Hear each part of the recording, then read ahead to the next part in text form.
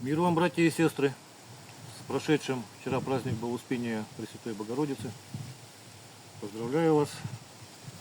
Вот такой ножик сделал с Божьей помощью.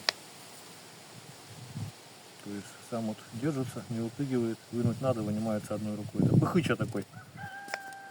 Ножик не под заказ, потому что по размеру никому не подошел, вот такого вот размера примерно, то есть сантиметров 11, наверное.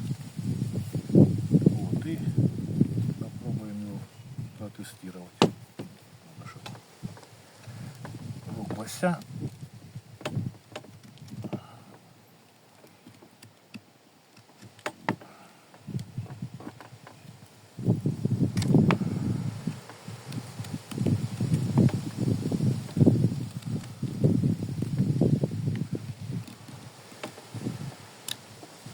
Вот примерно так.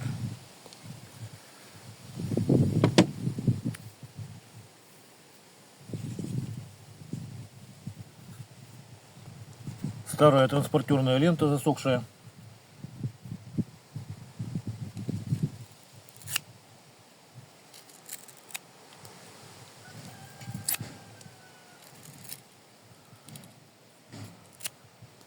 Примерно видно как.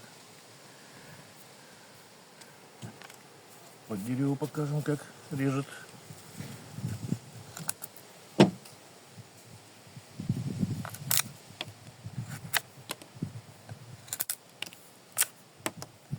Дерево уже тоже сухое совсем. В общем, вот так, и можно также и тоненькие стулочки. Вот чем якутский нож хорош, что им удобно регулировать глубину строгания. Ну, концепция для ножей у меня такие вот, то есть критерии к изготовлению. Нож должен быть легкий, прочный, хорошо резать, быстро правиться. Ну и по-газетски покажу сейчас.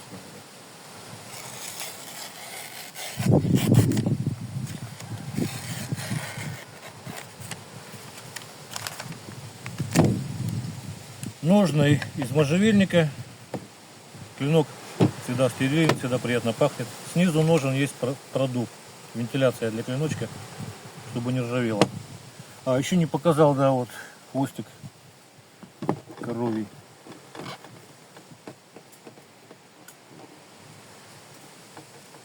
Что-то разрывается. Это неудобно немножко.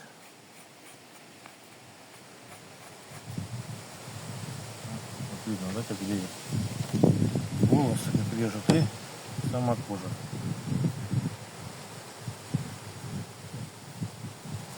Конечно, лучше на чем-то.